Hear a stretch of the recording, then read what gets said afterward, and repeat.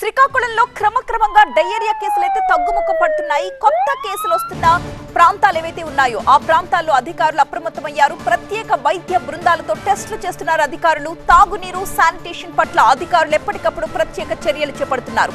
6 రోజులుగా ట్యాంకర్ల ద్వారానే నీటి సరఫరా చేస్తున్నారు.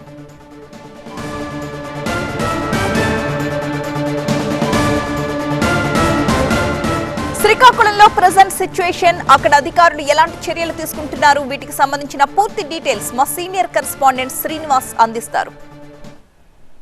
శ్రీకాకుళం నగరంలో డయేరియా ప్రబలడానికి ప్రధాన కారణం ఈకోలి బ్యాక్టీరియా అని చెప్పేసి తేటతెల్లమైంది. అయితే అంతవరకు కూడా మొన్నటి వరకు కూడా ఒక గందరగోళం ఉన్నప్పటికీ కూడా ఇప్పుడు స్పష్టత రావడం జరిగింది. మొత్తం మున్సిపల్ వాటర్లోనే 8 శాంపిల్స్ అంటే టోటల్గా 11 శాంపిల్స్లో ఈ యొక్క ఈకోలి బ్యాక్టీరియా ఉన్నట్టుగా తేలితే అందులో ఒకటి బోర్వెల్కి సంబంధించినటువంటి వాటర్ ఒకటి, అదేవిధంగా నదిలో తీసినటువంటి 2 శాంపిల్స్లో తో పాటు 8 ప్రాంతాల్లో తీసినటువంటి మున్సిపల్ వాటర్లో కూడా బ్యాక్టీరియా ఉన్నట్టుగా స్పష్టత వచ్చింది. ఈ నేపథ్యంలో జిల్లా అధికార యంత్రాంగం పూర్తిగా అప్రమత్తమైంది. ఓవైపు శానిటేషన్కి ప్రాధాన్యత ఇవ్వడంతో పాటు మరోవైపు తాగునీటికి సంబంధించి కూడా ప్రత్యేక చర్యలు తీసుకుంది. ప్రస్తుతం చూడవచ్చు ఇక్కడ శానిటేషన్ వర్క్స్ రోడ్డుకి ఇరువైపులా బ్లీచింగ్ చల్లటంతో పాటు ఎక్కడైనా సరే ఈ యొక్క చెత్త చెదారాన్ని కూడా ఇమీడియట్గా ఏరివేయటంతో పాటు మరోవైపు ట్యాంకర్ల ద్వారా గత 6 రోజులుగా కూడా ట్యాంకర్ల ద్వారానే ప్రభుత్వం అధికార యంత్రాంగం అంతా కూడా వాటర్ సప్లై చేస్తుంది. అయితే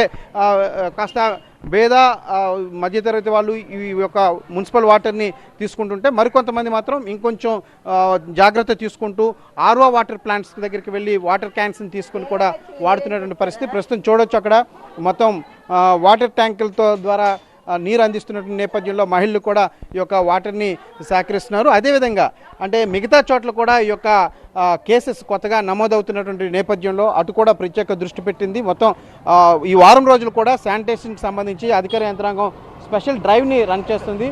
మొత్తం 6 మెంబర్స్తో సిబ్బందితో పాటు ప్రతి ఒక్క వార్డుకి ఒక 6 మెంబర్స్ సిబ్బందితో పాటు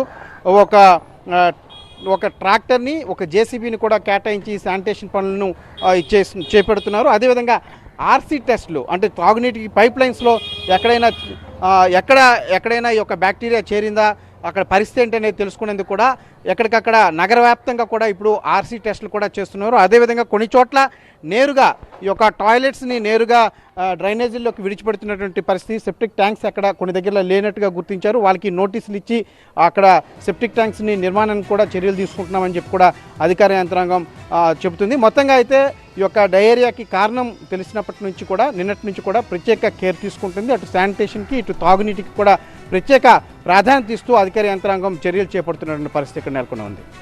ఓవర్ టు స్టూడియో.